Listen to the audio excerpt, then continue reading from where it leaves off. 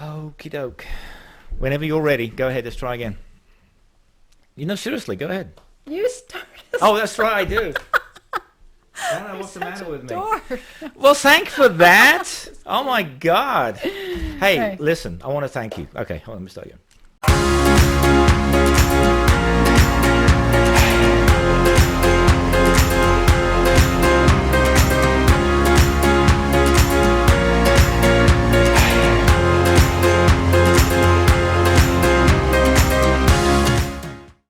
Hey everybody, welcome to the Voice of the Radical Center. My name is Jonathan Langley. And I'm Jacque'e Nowak. Today is May 3rd, 2020, and welcome. Yes, and welcome because Jacque'e and I have had a quick debate before we started. And I just want to lay this out, which was the Voice of the Radical Center, to me, has always been, is anyone in D.C. doing anything remotely useful for the average working man or woman? Your answer's consistently been, yes, they are. Well, my answer is that's even a dumb premise. Of course they are. But I disagree. I don't think they are. They're trying, and they do a lot of good. You just always focus on what either needs to be done or hasn't gotten. The only reason I bring this up, before we get into what we're supposed to talk about, is if you were I look back and speak to my Republican friends. I am an independent. I'll make it very clear. I'm an independent. For those that don't remember, I'm an independent. And I know this because my friends on the right think I'm a commie. My friends on the left think I'm a Trump supporter. And that is that if you're a Republican, there's nothing remotely successful about anything that the Republicans have done. Nothing in the last 30 or 40 years that they've stood up and said they were going to do that they've accomplished. Nothing. I'm not going to go through the list. They've gotten a lot of judges in this. I understand. But for the average person, that's my point. For exactly. the average person, it doesn't mean anything. So all I'm saying is, yeah, there's a few things that maybe the Democrats have done, but generally there is nothing that they've done that helps the average person. Okay. That's all I'm saying. We'll all leave right. it right there. So with that, I feel better now. It's cathartic. You know what it is? I've been self-isolating for too long. I guess so. God. Jeez. Okay. Well, what are we talking about today? What is? I don't know. What was your week like? Well, my week. Hold on. We don't have a producer because we're self-isolating. So Dan, the producer's not here, so I have to press buttons.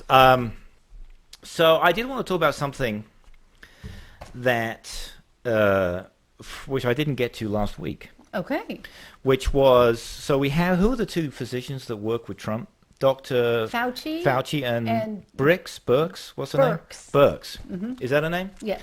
So here's the thing. I looked this up because I do like to try and get my facts straight. When you become a physician, medical students, or on the way to becoming a physician, I should say, have to take the Hippocratic Oath. And one of the promises within that oath is, first, do no harm. Right. Do no harm. So if you're Fauci or Birx, standing next to the President of the United States, who's advocating, how should we say, disinfectant on the inside, or UV lights. Yes, and the other one about the malaria drug, and he's really nothing more than a charlatan going from town to town in the Old West. Yeah, we call that a snake oil salesman. Snake oil, selling the elixir of life. Then, to me, I understand they're public servants. He's the head of the public service, so to speak. But at what point do you sort of go, Stop it? And not only that, mollycoddling. Yes. How do you say that? And on stage. Yeah. It just needs to be a firm no. That will not work. Right. And if you actually, even if you don't want to say it then. There's nothing. Go ahead and have another press conference. This is a free country. If you want to hold even if your boss says no, you tell him, fine, fire me, because what you're saying is wrong. Well, they immediately sent out the information via tweet or other things saying that no, don't do this at home. But I'm just making the point. The first rule of any physician is do no harm. Correct. And if you're basically enabling someone that's potentially doing harm, then just sort of putting your head in your hands like this isn't going to cut it. Isn't going to cut it. I agree. And that's what was disappointing. And part of it is it just goes to show the power, not of power in this case, but for people like Ted Cruz and all those others who claim that they're strong for Texas and all this other nonsense, that it just goes to show how a corrupt person can corrupt other people. And it's just really, and I say this not as a anti-Republican. I just, because I'm not, or an anti-Trumpster, I'm not. I'm just saying, to me, when the first rule, I've got it in bold letters, right there, do no harm, should be something that that at some point, they're going to have to look back on their lives and their careers and say, and of course this applies to the people in the Secret Service and everybody else, and say, did I do the right thing when I was tested? And the answer so far is not really. Okay, can I get that out? I feel better now. Okay. I got it. I've got your handwritten. We are starting with the bang today. I know. So did you want to do I just wanted to get that out because I missed it last time.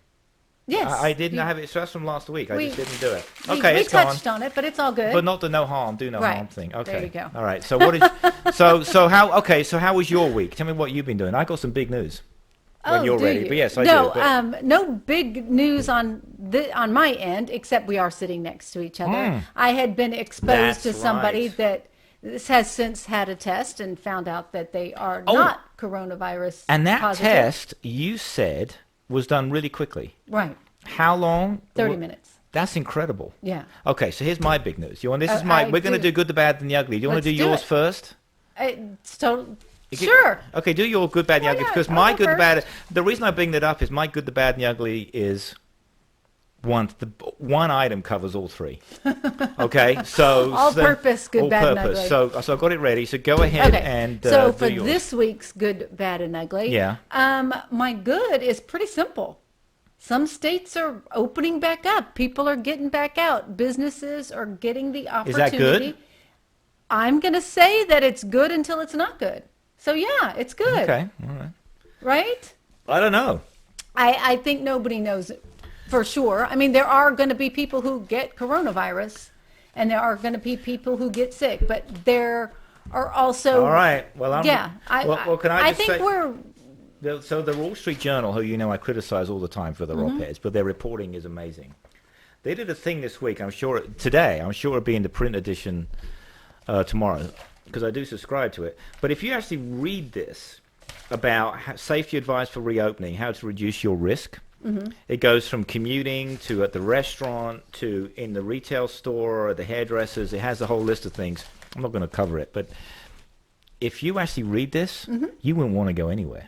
Well, okay, so here's the thing, but it's businesses are at least getting the chance to see if the customers are ready. And some businesses might not have to change very much at all in order to get their customers back, right? So let's give it a chance.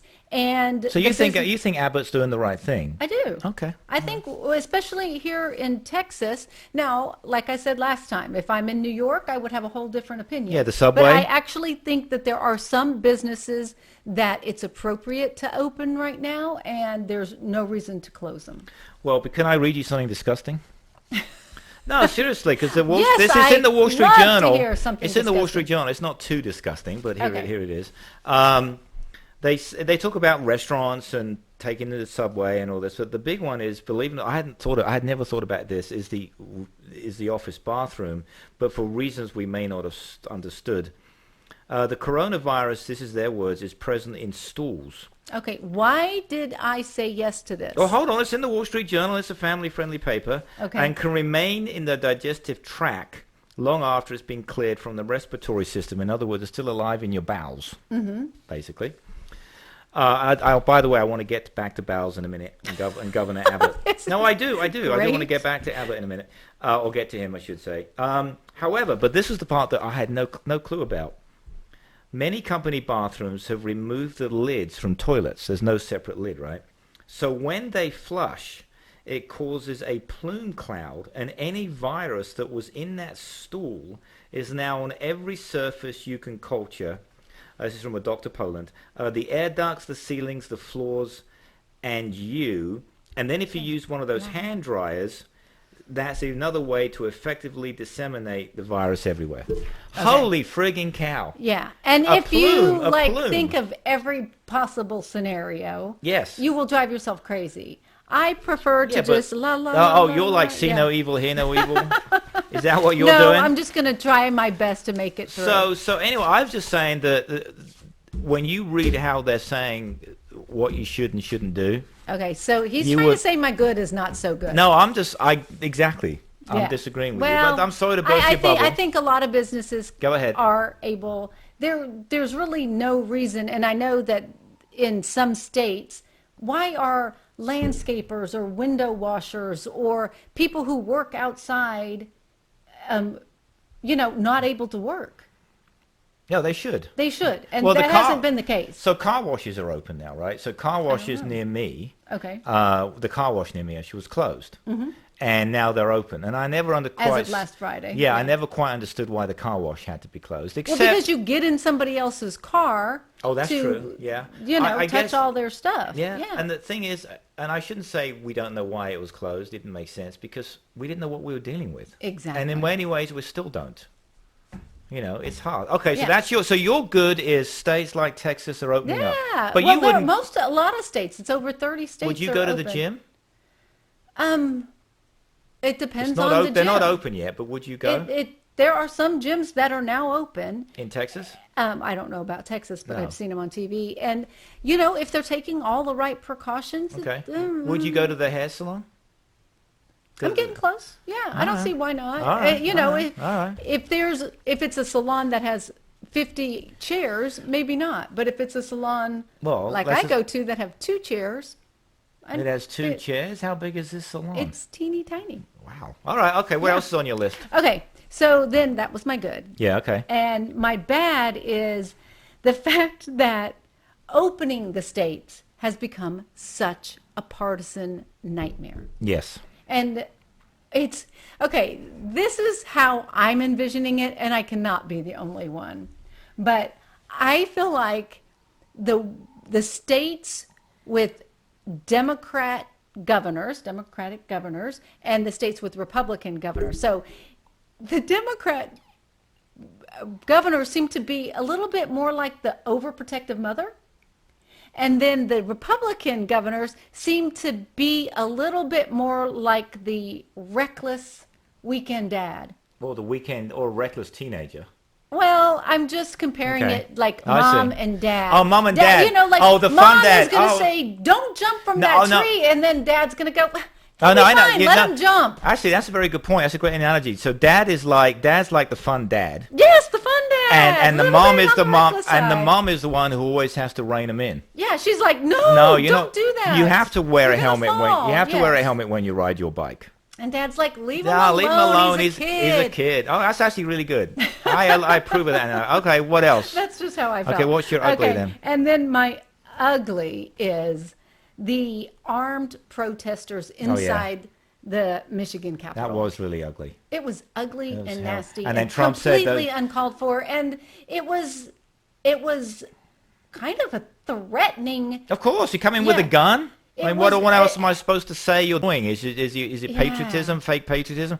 I just thought that was ugly. And Trump said they're all good people.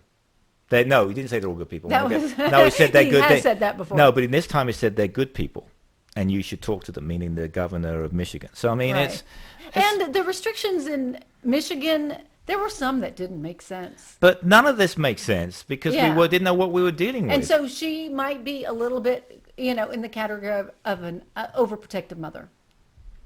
Right, and then we've got the guy in Florida who's like, whoa, hey, knock your socks off. Actually, no, we've got the guy, what was the state? Was it Wisconsin where they had the voting for the primary? Right, and the guy said, look, it's fine, it's okay. Meanwhile, he's covered head to toe in a hazmat suit. Right. I mean, my God. So that's what I've got for this that was very good. You want to hear my good, the bad, and the ugly? I do. Before we get to the unemployment, and I want to get to our governor.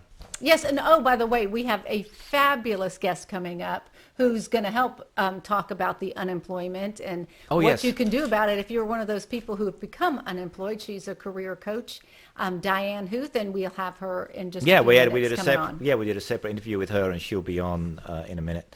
We're going to play that. So my good, the bad, and the ugly, the reason this has a red cross on it, for those watching on wherever, is that, so I went to the supermarket, and as I was leaving the supermarket in my car, towards the back area of it, I was going the back way. I'm not going to name where it was or anything. There, I noticed there were 2 canopies near a sort of a medical facility, and one car was in one, and I thought, that's interesting. And a nurse or someone all in basically hazmat gear, with goggles as well, had goggles and everything. And I guessed, without even realizing what it was at that point, I wasn't 100% sure, guessed it was a drive-through coronavirus testing facility. Okay. So I thought, just for grins, being the investigative journalist that you are, let's just for grins, let's see if two things. One, if it's so-called, how fast it is. That's why I asked you about your situation where someone got tested within a few minutes. And then second of all, is it free? Because, hey, they're supposed to be available for everybody. Right.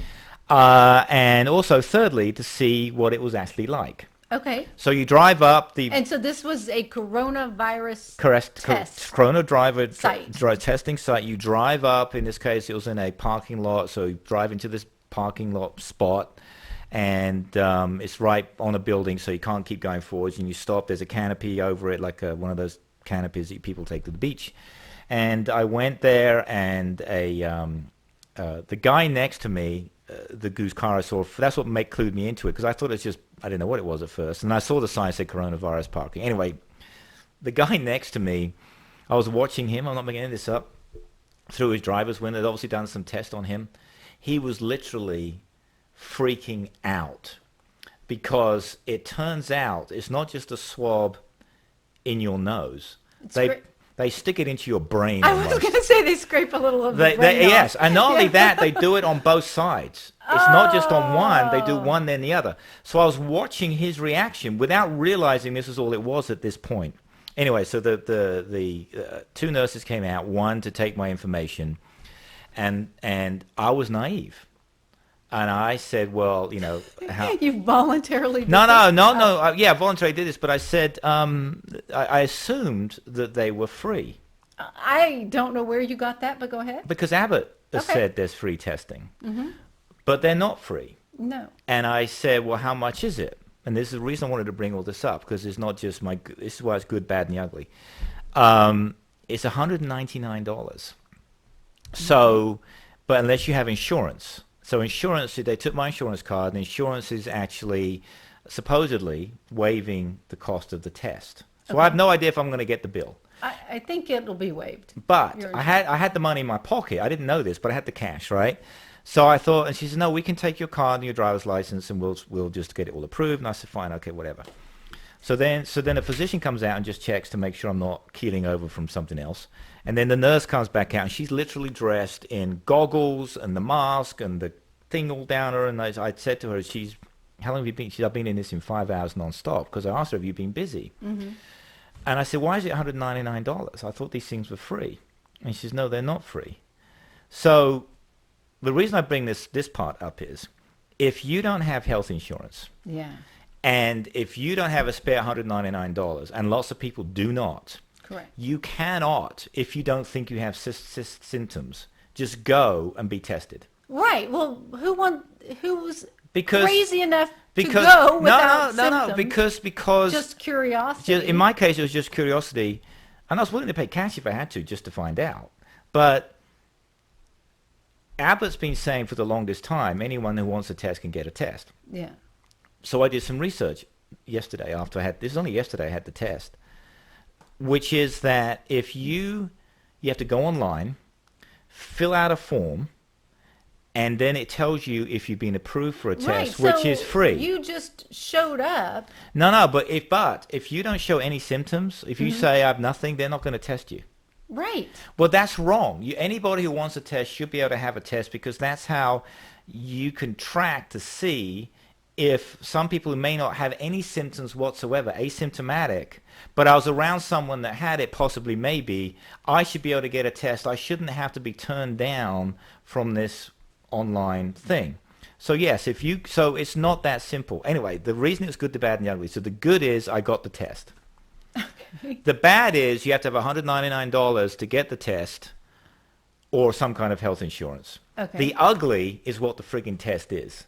Because when I saw that guy's reaction, next to me, and I told the very nice nurse, I said, I don't know if I want to do this now.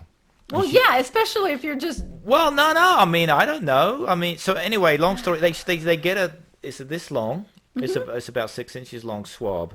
And she says, "Well, just take it on the inside. We'll literally stick it up your nose." She says, "It feels like I'm reaching into your brain." And then, it gets worse than that. Not only do they just stick it up there, they wiggle it around for like 5 seconds. And then they do the other side now that you know what the first side is like. Okay. It was absolutely... All I'm saying is you deserved it. Oh, but hold on. But but having done all that, the test then takes 6 days. Oh, so you don't even have your results? No, this is just I thought that was a magic envelope with your results in it. This is just telling me all about COVID-19 and the fact that I was a brave little boy. And I got a lollipop. No, Patient advocacy. So here's the thing. Yeah. They didn't give me a popsicle. They should have. No, you deserve it because you just wasted a test. No, You don't think you have it. I don't think I have it. You wanted No. to see if you were asymptomatic? I wanted to come on the show. Are you criticizing me for doing it? Yes. Why? You took a test from somebody who needs it. We don't have. There was not exactly a line of people waiting to get in. Although the woman apparently don't have I'm surprised they let you do it. Because even when my sister went to go get it to pay for it, did you go to a free one? No, she couldn't even get it. But that was weeks and weeks ago. Yeah. But I could have warned you because my brother was actually the person who I had been around who had it, and he said that had the test. Who had the test? Yeah. And he said the test itself was extremely painful. Well, actually, to be honest, I didn't freak out as much as the guy next to me. Yeah. He was lit because I was looking at him. Yeah. And he could see me looking at him, and he was sort of waving his arms like don't do it. Don't do it. But it could be a little traumatizing, I could see. Well, you know what it reminds me of, and I told someone else this yesterday. When you're a kid and you jump in the deep end of a swimming pool and water goes right up your nose and goes right into your sinuses, it's a bit like that, except 10 times worse. I'm gonna try to avoid it. So that's my good, the bad. So that's my good, the bad, and the ugly. The good is I got the test. The bad is you can't just get one anytime you want, or if you don't have insurance and if you don't have money, you can't get it. And thirdly, the ugly is the actual test itself. So that's why mine is all in one. Delightful. All right. Well done. Thank you. All right. Stars. What else is on your list?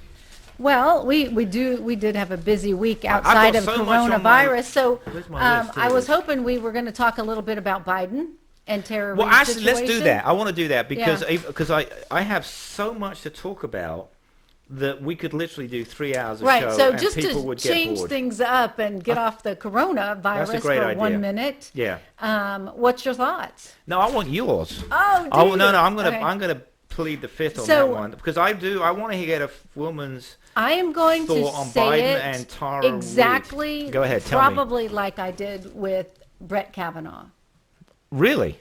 I'm surprised. No, there's no surprise. Absolutely. Let's assume he did it. Then the next question is, does it disqualify him, which it should, but whether it does and whether it should are two different things. So do you believe he did it? Yes. Biden? Yes. And let's assume he did. Okay. But let's just take it, yes, okay, assume he did it. Mm-hmm. Then what? Here's the fundamental difference, though, I think. In the Kavanaugh case, that woman was willing to come on in front of millions of people in open court, basically, in front of a committee on the Hill. Yeah.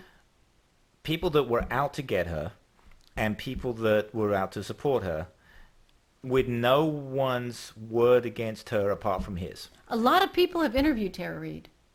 And Tara Reade, to my knowledge, has never really done a major interview. Yes, she has. With who? Well, I heard the Fox lady say I interviewed her back in 1993. There's people that turned her down. I'm talking about now. Oh, there's now, no recent. She may not want to dredge it up now. There are no recent. Then why did she bring it up now? I'm not saying she did. I don't know. I think it's the opposition research. I'm not saying she's lying. I'm just pointing out that unlike the Kavanaugh woman, whose name I forget. Yeah, de Blasio. Yes. No, Jill Ford. No. This Ford. This woman, Tara Reade. Yeah. Has not done any interview that I've seen. Well, this may not be her bringing it to the forefront right now, right? She kind of the reason I bring this up, she was supposed to be on Fox and she canceled it. And I don't blame her. But I'm just saying her role in this means nothing. Did you see an interview from 93 then? I know. I heard one of the Fox anchors, extolling how she interviewed her back in 93 and that she had an account of what had happened, and she explained what happened exactly. And so do I believe her? Yes. Does it disqualify him as president? I wouldn't want him to be president, but guess what? We have a president right now who's probably got 20 women. Easily and 20. Our president right now, a woman came forward saying that he raped her in a dressing room at a department store. Did Trump? Someone's accusing Trump of that? I don't remember that. Yes, part. And I believe her as well.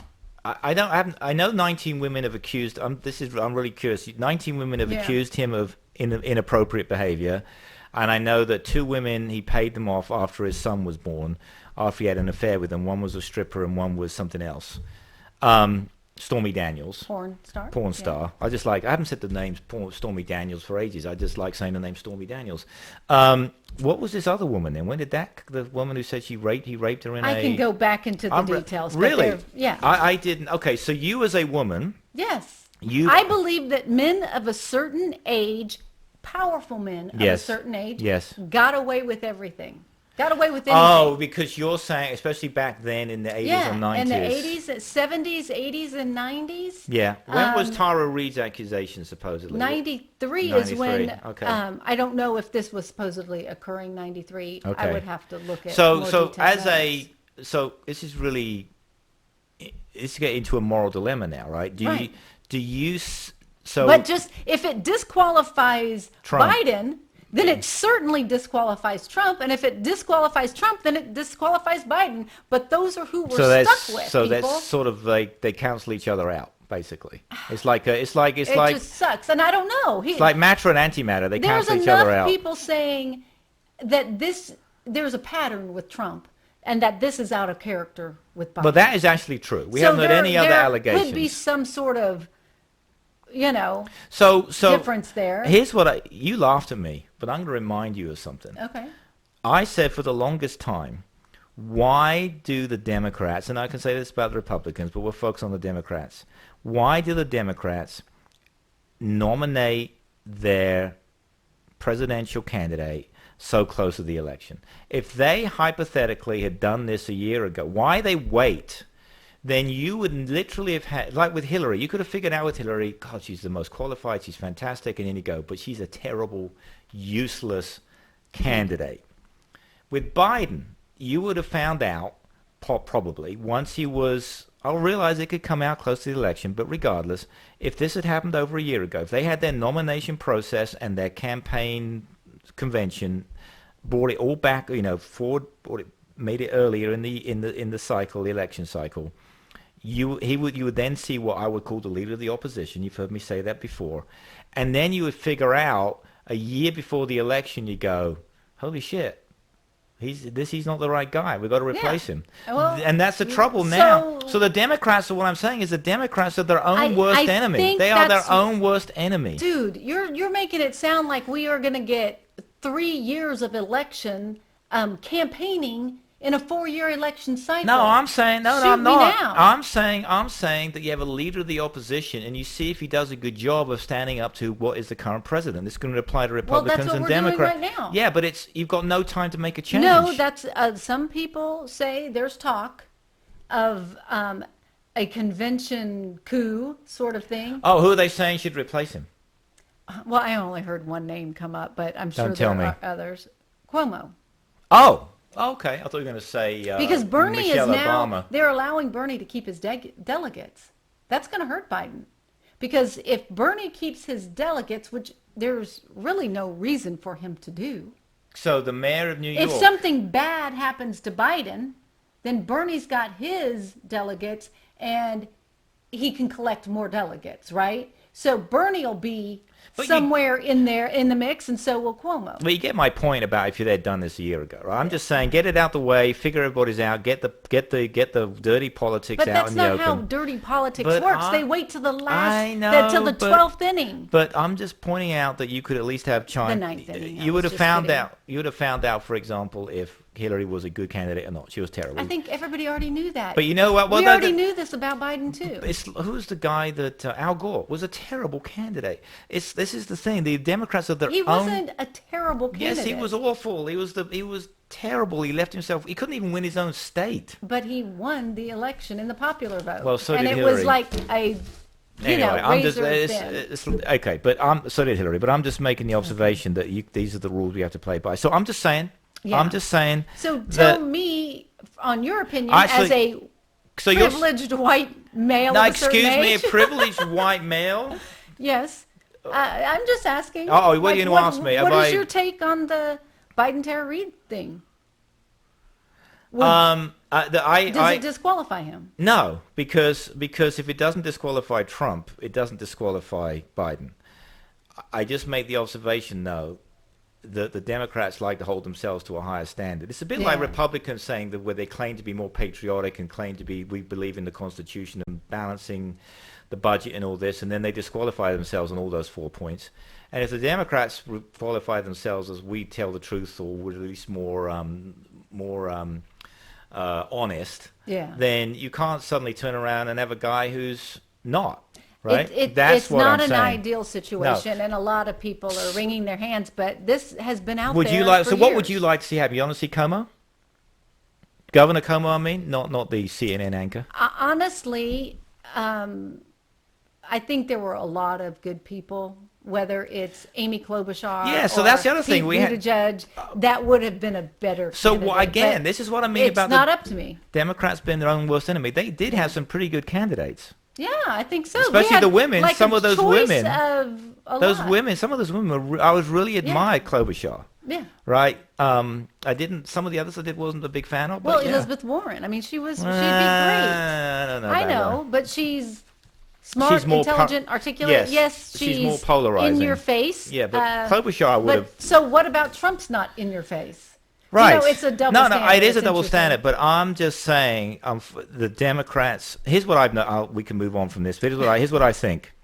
The Democrats, the Republicans, I'm going to get this right. Hold on. The Democrats lose elections and the Republicans win elections. I think that's the difference. There's something to be said for that. The Democrats have everything set up. The best economy in the year 2000. The best economy. Mm-hmm.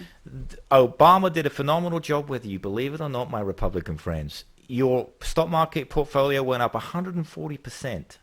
140%. He created more jobs than Trump has in his last 3 years and Trump has in his first 3 years. All true. Which, by the way, when I bring this up with my Republican friends, I had one Republican friend tell me on the phone, and I pointed out to him a true fact, which really upsets people. 52% of Americans don't own anything in the stock market. Nothing, zero, zilch, don't write to me, 401k, nothing. You know what his answer was? Whose fault is that? I was like, well, whose fault is that? I have the money to invest in it. Anyway, I'm just saying the Democrats, seriously, I don't know what it is about shooting themselves in the foot with candidates. Yeah. But they allow the And a lot of people say it's because we look for the person who's going to do the least amount of harm, and it doesn't work that way. So would you? What do you think of? So what do you think, as our more left-leaning person? They're both. No, about Biden. Do you think he should drop out, or do you not drop out? Do you think it should be Cuomo, who's, of course, very cleverly said, no, it's not me? That would take a lot to get a different candidate when all of America most of America, not everybody got to vote, but has already chosen the nominee. I don't know what it takes to bring somebody else in on a ticket like that. A backroom smoke-filled deal. That's as they used to. All right. I don't think it's realistic at this point. Okay. I think it's done. It's a done deal. So we're running out of runway here. Yeah. Because this list is so long. I wanted to talk about. We talked about you got your money last time. Any new changes on that very quickly? No, not yet. So you still paid your people? Yep. So okay. We continue for 8 weeks. For 8 more weeks, and then who knows what's going to happen after that, right? Exactly. Hopefully we'll be back in business. We have a press conference with Abbott this week. Hopefully we'll get to ask him some questions because they're going to change the format. Did I tell you that? They're going to change it. We can actually ask follow-up questions. Okay, we'll see if they do. If they call on you, sir. Well, they will because I'll make sure of it. 2 million people unemployed in Texas. 2 extra. Did you know that? More than 2 million people in Texas are filed for unemployment. We don't have time to pay health insurance. We don't have time to talk about Sean Hannity hurting his own audience. I've said that before. Oh, I do want to end off on this one thing. Okay, do tell. So Trump has said we shouldn't be bailing out the blue states because they're poorly run. I would like to point out Makes perfect sense. Because no Republicans live in those states. Right. I would like to point out that the states that give the most money to the federal government are Democratic states. Guess which state receives by far and away the most amount of money from the federal government? I'm going to say Mississippi. I always pick on them. No, Mitch Alabama. McConnell's state, Kentucky. Oh. Okay. Yeah, and we'll get into that at some point. All right, is there anything I don't... Because we got our interview coming up, and and I'll let you know my coronavirus, my COVID-19 test. And when do you get those results? Not for 6 days. See, that's another issue. I know. Yeah. I'm just saying, it's not. This isn't exactly A piece state of of the art, is it? Right. So you would, if he actually thought he had it, you would have to isolate yourself, extreme isolation, Go online for 6 days until you got your results. And go on. Oh, right. Yeah. So other than that, go online, get the free one, and still hopefully get approved for it. Not everybody gets approved. Correct. I've known several people who have. So there you are. You see. So if you think so, $199 without health insurance, supposedly no bill if you do have health insurance. Given that Texas is dead last on health insurance. Right. So there's a lot of people who are just going to skip the test. Exactly. That's my. See, thank you. Now you're getting it. This is right. All right. Do you want to take us out? Do you want to say goodbye to everybody? I do. Well, we actually have an interview coming up that we're looking forward to. So we're going to speak with Diane Huth, the accidental... What is the accidental what? You screwed that up. I just screwed it up. You're going to have to bleep it. The accidental career coach. What we have to do now is go to her, then come back to us, and then say goodbye. Okay, so you're going to edit all of this, I'm going to have to right? edit it out now. You're making me work. I may not edit it out at all. No, please. I'm not going to edit it out at all. You know why? Because it just shows how prepared we are. How professional. Stop. How professional you are. Excuse me. Okay. And you've had more So now experience. we're going to end the show. No, you're going to introduce Diane. What's her name? We just did. No, let's do it again. Okay. Well, go on. Okay, I'm going to make a really big signal for you to cut here. Well, no, I can hear it, but go ahead. No, cut because we lost our we don't have a director or a producer anymore because the COVID thing. So, dude, don't be sneaky and leave this in. Yeah, right. Go ahead. Now we're going to introduce our best-selling author, Diane Huth, who's a friend of the show's. Welcome back, Diane. How are you today? Wonderful. Thanks so much for having me. And back. I can tell we're extreme social distancing because, Diane, you're in San Antonio, right? No, actually, she's in Mexico. You're in Mexico? Yeah. I'm in Mexico. I didn't know that. Weren't you in San Antonio last time when you came? Yes. Okay. So I haven't filled him in. No, so you're in Mexico now? I live in Mexico. I moved to Mexico. Today we can work from anywhere. Yes. Right? From wherever. I chose to move to work doing what I'm doing right now from a little island off the coast of Cancun in Mexico. Oh, wow. Congratulations. I'm jealous now. You should be. Here we are in downtown Austin, and you're working from an island off the coast of Mexico. Well done. Congratulations. All right, Diane. So for our viewers, kind of fill us in on your resume and tell us what a little bit about yourself and what we need to know. Yeah, when we go through and explain how people can help find jobs and this sort of thing in this day and age, what is it that you can help people with, and why should they be listening to you, really? That's what I want to get to. Oh, well, Jonathan, I'm Diane Huth, and I'm the accidental career coach. That's my moniker. And I have worked in corporate America in brand marketing and management for big companies all over the world for more than 30 years. About 6 years ago, I started teaching marketing at 2 universities in San Antonio. And I discovered that my students who had just spent $100,000 getting a college degree didn't know how to get a job when they graduated in a couple months. So I went home and I worked feverishly, and I wrote what turned out to be my first book, Brand You to Land Your Dream Job. This is targeted towards my college kids. And so I started, teaching them in class, then teaching at clubs in different areas. And then everybody said, I want more. So it grew up to become a book. And then I discovered that the college kids, number one, aren't willing to learn from me. And they think that if it's important, they'll have a class on it, and they'll have a textbook on it, and there'll be exams on it. And so what I discovered, the real unemployment crisis that I was uncovering was the baby boomers, because people aren't hiring baby boomers. If you're over 50 or over 60, you're in trouble. Even tech people in their 40s are having times. So I wrote my other book, Reinvent Your Career, Beat Age Discrimination, 2 years ago, and we talked about this on the course, to help the baby boomer generation figure out how to remain employable, because we're going to have to work till we're 70.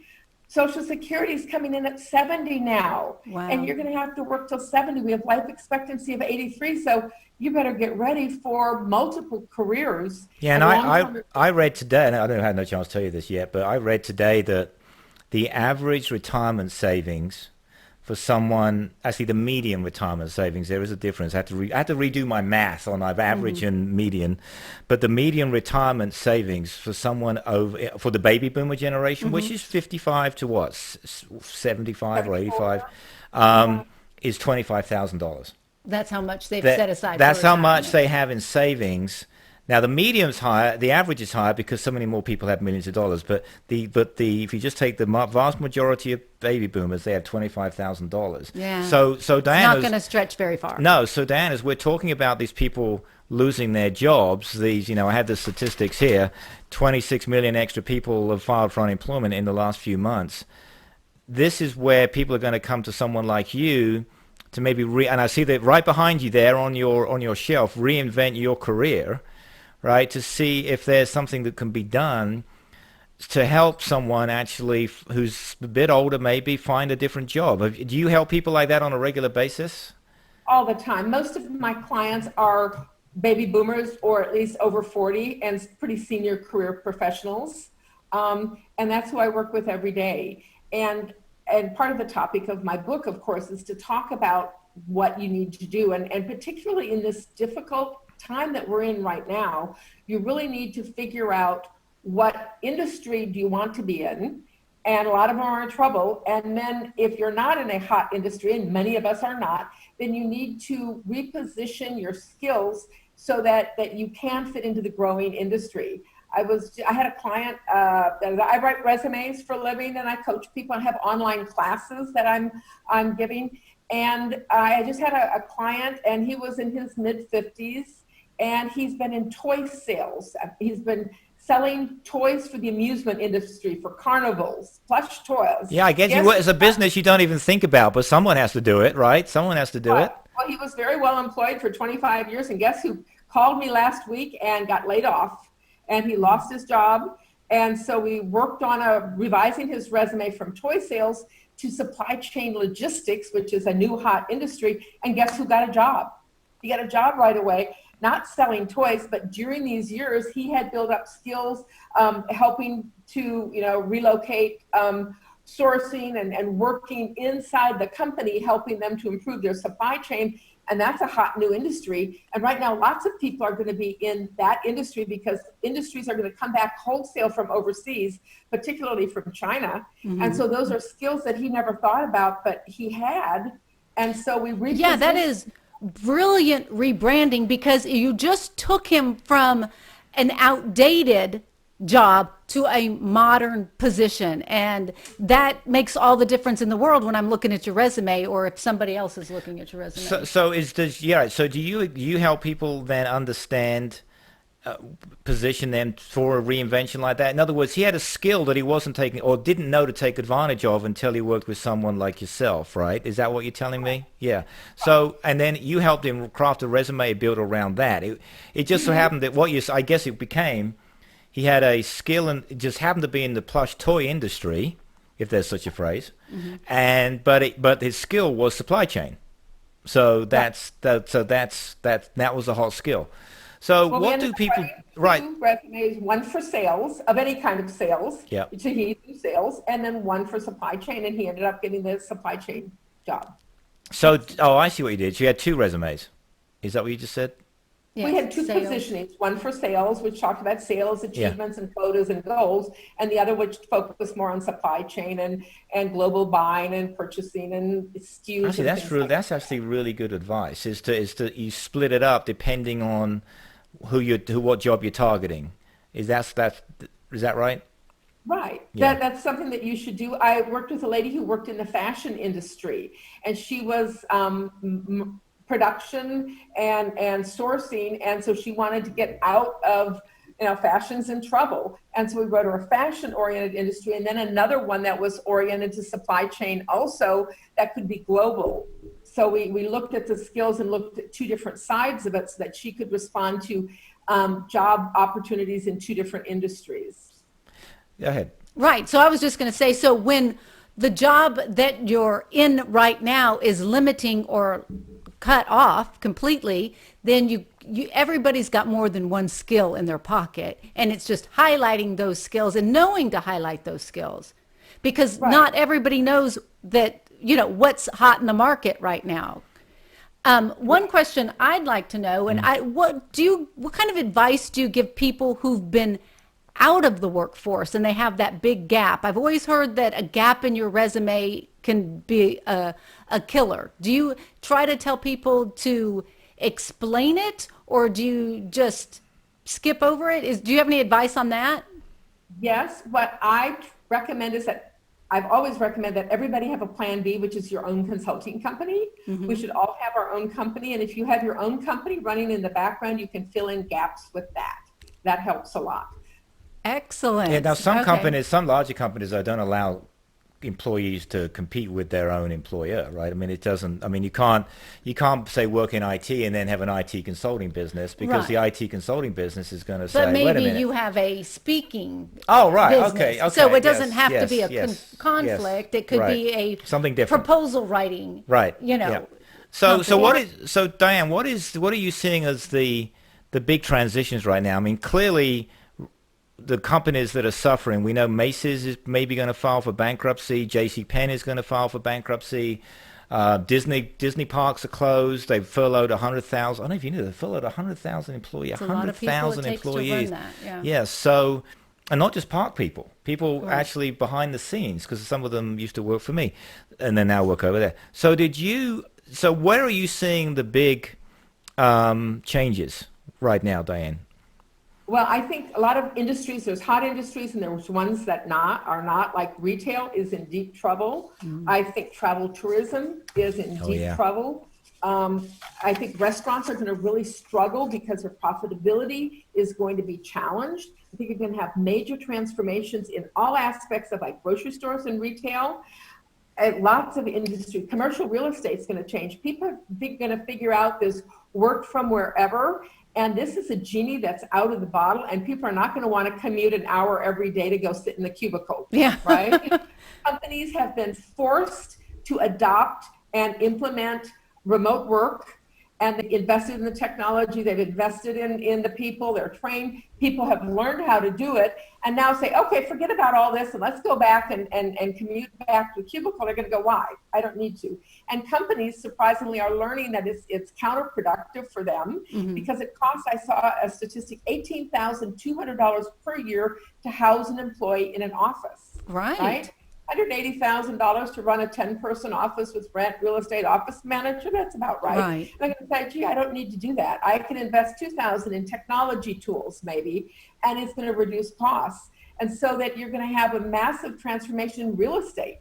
And I think those are some of the big changes. Is this whole thing at the end is going to transform our society, work from wherever, like I can work from my white sandy beach, and that's going to reconfigure. I want to do that. I want to live where you are, Dan. I want to work from my white sandy beach. I'm surprised. She'll tell you exactly how to do it. I'm surprised you're not there right now with a pina colada in your hand while you're doing this interview. It's right out the window. It's right out the window, probably, in this island. Yeah. I don't have a pina colada, but I am when I leave. When I'm done with this afternoon, I'm going to the beach for 2 hours. There you go. The dirty secret is out. So just on the subject though, let's say someone is in retail. I'm not trying to put you on the spot, but this is a tough one, right? If someone's been in retail for a long time, let's say in management, they have management experience in retail, so they're used to managing people, high turnover typically in retail. And now let's pick up Macy's. I don't know anyone at Macy's, so I'm not picking anyone out here. But someone who is a store manager at Macy's, they probably made reasonably good money, or someone like a Macy's or whatever. That business might not come back as it was before. How would you help someone like that, or what advice would you give to someone like that, given, as we said, there are 26 million other people who suddenly find themselves out of work right now? Well, I think the big trend is everything is going online. And I was just talking with a young lady. She had a degree in fashion merchandising, and she was a personal shopper in a retail store. And it was Nordstrom's, I think. And she says, I'm unemployed. So it's like, why aren't you reaching out to people and do personal shopping online? Set up your own business, right? People aren't going shopping, so you have to buy online. But a lot of people set up your own fashion merchandising, fashion consulting company, and then do an hourly business with people, and take your skills and go to those retailers and boutique owners and say, I have this skills. People are not coming into stores, but I can help them online. So create your own job, transferring what you've been doing to an online job. And we have to just be creative and figure out how to do it. And actually, that direction could be busier for her because a lot of people will stay away from a big store like Nordstrom's. They don't want to interact with a lot of people right now. Yeah. So that could be to her advantage for sure. So look at how you can take your skills portfolio and all the things you've done, and don't just think titles, think of what you can do, the activities, how you can contribute to a company, and then figure out how you can use it in an online program, right? And the benefit of lots of people who are older is that we have lots and lots of experience, and we've done multiple things. So on average, the average American changes jobs every 7 to 10 years, right? Mm-hmm. So if you're 50, you probably had 3 different careers, not jobs, careers, everything. So you have different skill sets across multiple careers. So figure out, what can I do that uses this talent that maybe I'm not using in this particular job, or uses my passion, and figure out how I can do something with it. So when you get people right now working with you, are they from all different age groups, or are you finding it's predominantly people in their 40s or 50s and above? Who needs, let me rephrase the question as well. Who needs the most work when they show up with you? Everybody needs work. I tend to charge quite a bit for my services. So the people who buy my services tend to be mature professionals in executive levels who will say, gee, $500 it's reasonable. I can afford that because of how much my career is worth. A college kid, he's not going to pay me $500 to write his resume. So right. Oh, so okay, so it's $500 for you to write a resume, but and then to give advice on maybe some other work, or maybe that's more. But so who do you find needs the most? Because older people are more stubborn, probably, right? Because there's set in their ways and this sort of thing. Or they've always seen themselves as the manager, right? Rather than like changing their view as to who they could be. Changing jobs is really hard. Yeah. So if you're changing a job, not only are you changing a job from what Diane is saying, perhaps in using your skill, but you're changing to a totally different type of organization. Right. So do you have to coach people through that too, Diane, to help them understand? Become adaptable. Become adaptable? That's hard. I mean, it's just changing jobs is hard. My client that I had last week, he was a senior vice president at a major entertainment amusement park. Lives in Orlando. Okay, he left 6 months ago to set up a separate entrepreneurial business. He'd been with the company for 20 years as a VP level. He has great credentials, and he was shell-shocked. He says, I was applying for, I was going to do my startup, but this is not a time to do a startup. So I went online and I was applying for jobs, and what am I going to do? And I talked with him, and I did a lot of coaching, and I said, this is not a time for you to apply for a job. The jobs that are listed, they're going away. People are not hiring. This is an industry that is hunkering down and trying to survive. So what you need to do is reposition yourself as a consultant of change. You were with them through 2001 .com crash, right? You were with them and led the company through the 2007, 2008 market crash. This is where you use these 25 years of skills, this education, this training, and you need to offer yourself as a consultant to the travel industry, where you have contacts, you have relationships, you have a reputation. I'm your change agent. I want to work with you as a board role, as a consultant. Together, let's navigate how we use new technology tools that are going to happen, and let's figure out together how we're going to survive this industry. And I'd like to work with you as a consultant, and I want to be a change and transformation consultant while you all right now are dealing with the disaster financially, unemployment, fixed costs. Let's get together at your senior leadership and let's figure out a way out of this. So, Excellent yeah, advice. so we're just about running out of time, Diane. So if you had to summarize 2 or 3 things that people who are in this environment, which we're nowhere near through, right? I mean, you probably agree it's going to get worse before it gets better from what you've seen. I don't know if you agree with that or not. But do you give us 2 or 3 bullet points for people who are listening on the radio or watching this on YouTube? What would you advise them to do? Number 1 is focus on the future. Focus on getting ready. We don't know what is going to happen, but we know it's a change. So get your skills ready. Get your resume up to date and in a modern format that summarizes your skills. And actually, I'm sorry. Let me just start on that one, because that one's a tough one. That resume one. I've seen different resumes throughout my life, right, and ones that I've done, and then I copy one, for example, that a friend of mine did. He used to work for me. He now works at Amazon. And I looked at it, and that's really cool. And so just for grins, I used it for something. But where can they go to get that, see advice on? To Diane. I know that, yeah. but where is that? I know, but where is that? Okay, I have a page, dianehuth.info, my name, .info, that provides lots of information on the different training that I provide. I have a free gift for people, which starts with saying, where are you on your career ladder of success? Do you have the skills together? Do you have? And that free gift, you can download it at www.hiremenowplease.com. That's a 14-page checklist, career guide and checklist, hiremenowplease.com. Okay. And with that, you can see where I'm at. And I offer courses on resumes, on acing the interview, right? Nobody teaches interview skills. Right. How do you do a It's job huge. interview? And I have a new course on how to negotiate a job salary. Do you know, on average, people leave $7,528 on the table when they don't negotiate a job every year for the rest of their lives. So there's a whole bunch of skills that you need to be developing. You have to get your elevator pitch. You need to understand the ask. So you need to spend 2 hours a day studying and preparing for the world coming back alive again. And everybody's been in quicksand. Everybody's been in paralysis. Everybody's been in so shock they can't move forward, and you can't leave the house, and you can't go get a job, but spend this time getting ready. Right, because we're going to snap back. We're going to snap out of this. At some point. It's slowly coming back, Yeah. and you've got to be ready when that opportunity comes. Yeah. I agree. So all right. So Diane, is there anything else you want to share with us apart from the fact you're going to go have a pina colada on the beach in a few hours? Is there anything else that you want to share with us? I asked the resume one's really important. Except, let me ask. I know I'm getting us back off topic, so I apologize. But so many resumes are machine read, and the machines simply their format is just then broken down into their format that they can then the machine speed through, that it then gets regurgitated out to the employer. Is there anything that you can help them with the right keywords, right, to help them turn that around? Is that what you're saying? Right. I teach people the hiring funnel. What happens when you apply for a job, so that you understand there are 4 different screening processes. You need to know what they are. And so 4 different processes your resume has to go.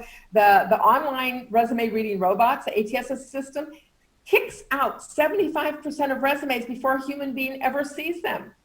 Right. They don't, and that's why you never get an answer. And then an online recruiter is going to spend 7.7 seconds scanning and kicking out another half before a human being really sits down and reads your resumes. You have to figure out this whole new world. Nobody gave us the memo. Nobody taught us these skills. Right, because LinkedIn is connected with that, because it's a huge marketplace for recruiters, right?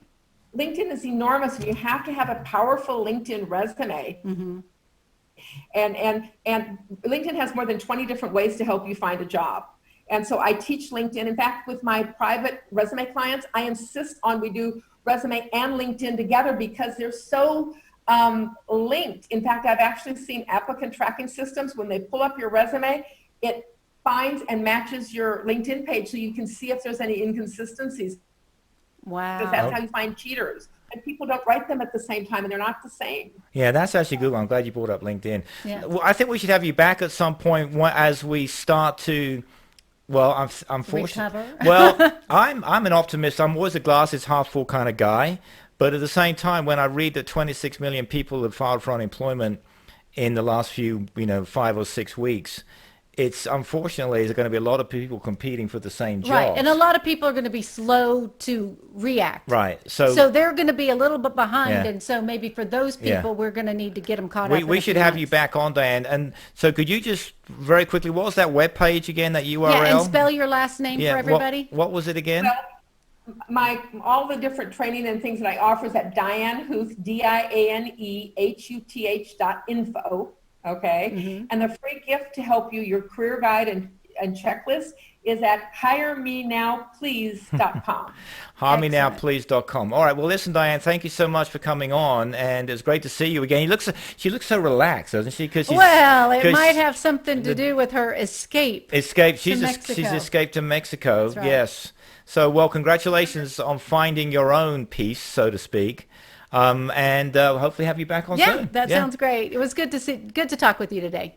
Thank you. Remember, we can all work from wherever. That's the blessing that has come out of this. Mm-hmm. So someday you can too. Okay. Thanks a lot, Diane. Talk to you soon. Bye-bye. Thanks a lot. Bye. Bye-bye. All right. So that's a wrap for this week. What did the thing I got from Diane most of all, the part that was really interesting to me was how important the resume is. I know people always talk about it, but then because so many of these machines now end up proofing the resume. Right, some keywords. The keywords before you even get it, before anybody even reviews it, you've got to make sure those keywords are in there. Stand out. And you would have thought I would know this already, but taking your skill from a previous job, even if it's not in the same industry. I mean, plush toys to, what does she say, supply chain? Right. Using that. Well, she has a whole book on it. It's called Rebranding, or Brand You. Right. Is really what it's called. But it's about rebranding who you think you are. Yeah. So you think you're a podcast or a YouTube star, but really what you are is a media consultant in the making. I thought you were going to say mediocre for 1 minute. Honestly, I thought you were about to say a mediocre broadcast guy. I was trying to give us a little credit there. No, I wasn't talking about you. I was talking about me, although Yeah. I do get my cues right, which apparently you don't, because we just saw that in action. It's true, clearly. Okay, well, thank you so much for listening, watching, wherever you may be. We are still planning on doing the Amazon show as soon as we can allow to do it in front of an audience, which would be great. Any other big news that we should be talking about? That's it. We'll be taking notes, getting ready for next week. And hopefully we'll have an interview with Abbott at some point. Yeah. All right. Thanks for watching or listening. Bye-bye Have a great now. week. Bye-bye now.